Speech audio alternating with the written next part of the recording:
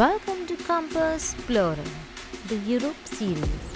After a day out in Messina, Italy, we travelled overnight in our Norwegian breakaway cruise to reach next stop at Malta. After spending a day in Messina, Sicily, we boarded back on our cruise on an overnight journey to arrive at the port of Valletta, the island country of Malta. Valletta is tiny capital of Mediterranean island, nation of Malta, established in the 1500s. This city is known for its museum, places and grand churches. Being very small in size, the city can best be explored by walk. Malta is considered one of the most prosperous countries in Mediterranean region. It has been ranked as one of the safest countries in the world. So here I was on walking day tour of Valletta.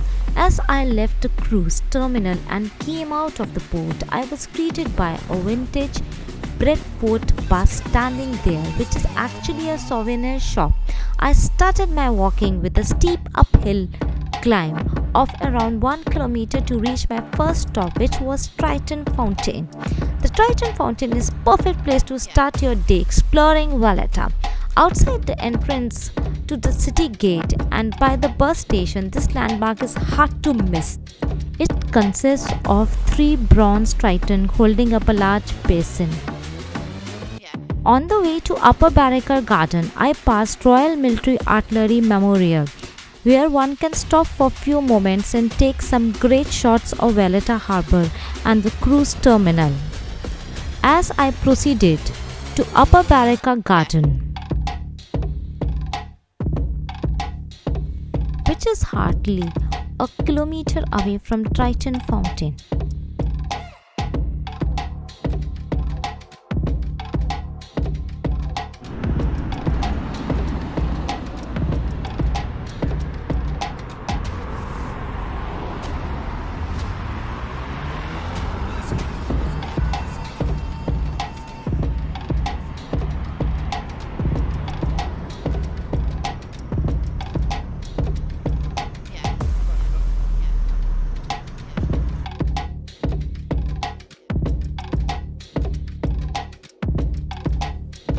Just a few hundred meters ahead, walk on this road takes us to the Upper Bara Gardens, a UNESCO heritage site.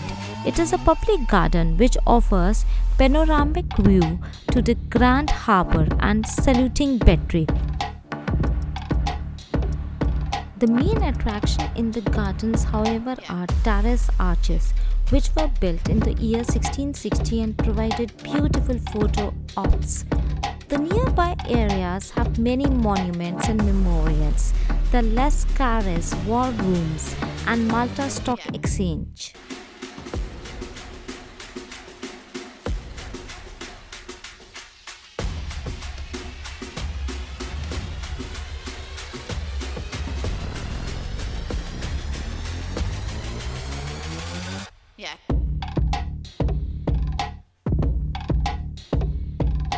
The saluting battery has a sequence of 8 guns, which were used for ceremonial gun salutes and signals.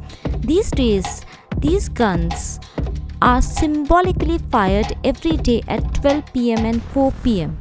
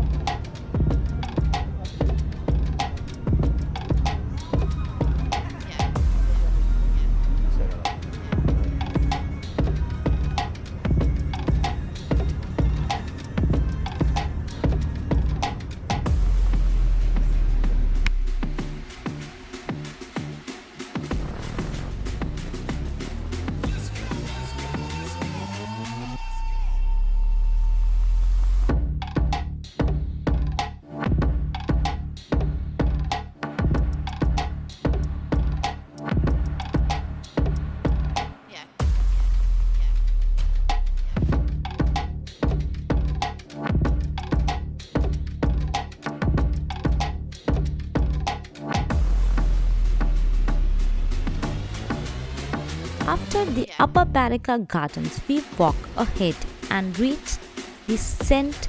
John's Cathedral. It is one of the biggest and most prominent and visited place in Valletta. It looks very simple from outside but is very magnificent and rich from inside. The entry ticket to the cathedral is 15 euros for adults and 12 euros for children and senior citizens.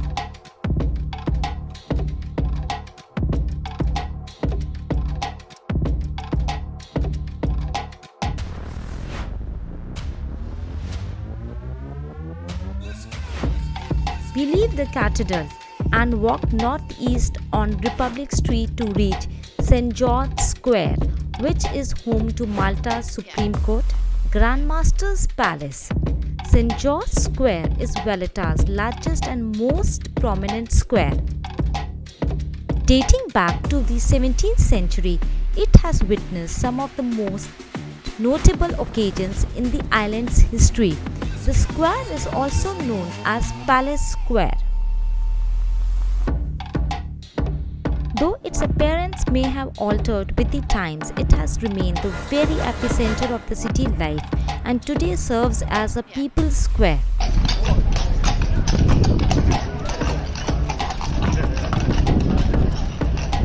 While we were at the square, we also witnessed the cavalcade of the royal family of Malta, which was a mix of horses and vintage cars.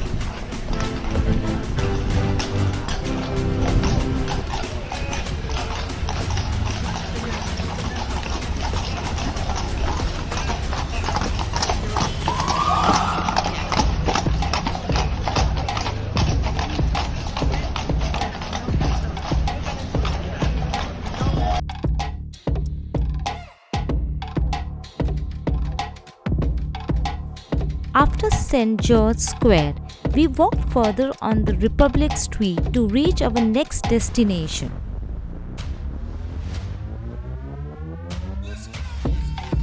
The Malta Experience, which is located on the Mediterranean Street. The Malta Experience is an audio-visual show that tells the dramatic story of the island's 7,000 years history. Educational, informative and entertaining, the show runs through the turbulent history of a small island nation that has overcome all odds to survive and prosper. Situated in a purpose-built panoramic auditorium, the show chronicles Malta's unique history in just 45 minutes, a must-see audiovisual treat. The Malta Experience will enrich your understanding of the island, its people and the places you will see on your visit.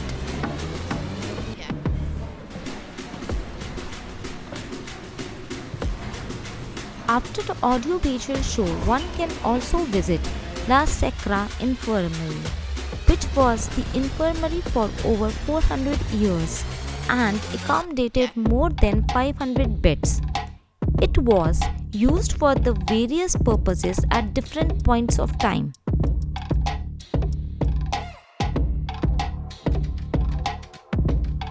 The few minutes of walk from Malta Experience leads us to the National War Museum at Fort St. Elmo. It is one of the most popular museums in Malta. Its collection mainly focused on World War I and World War II. There are various photographic panels showing life in Malta during the war, especially the hardships of civilian life and damage from aerial bombardment. The collection also contains wreckage from crashed aircraft, captured German machine guns, a tornado, trench mortars, and other weapons.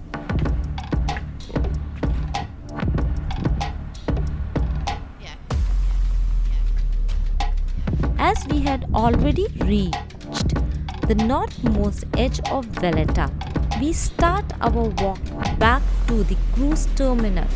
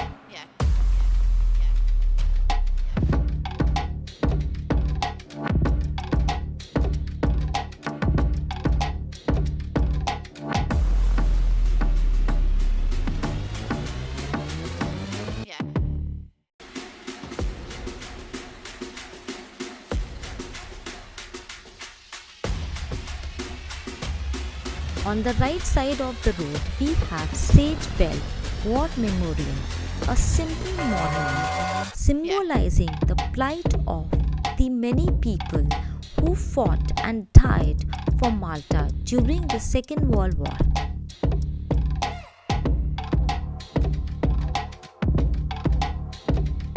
It was built in 1992 to commemorate the 50th anniversary of when Malta received the George Cross for the display of bravery and valor shown during the attacks on the island from 1940 to 1942. Malta is an European country, a member of EU and a part of Schengen zone. The cost of living in Malta is lower than many in Central and Western European countries, and it's lower than European Union average. Lower Baraka Gardens are situated at the lower end of Valletta and bastion overlooking the entrance to the Grand Harbour. Sun, sea and beautiful beaches. There are so much more to Malta than golden sands and blue waves, but it's undeniable that Malta's beautiful coast is one of the Mediterranean's most stunning landscapes. See you everyone at our next stop of cruise. Please do comments as your feedback helps us in improving our content every day.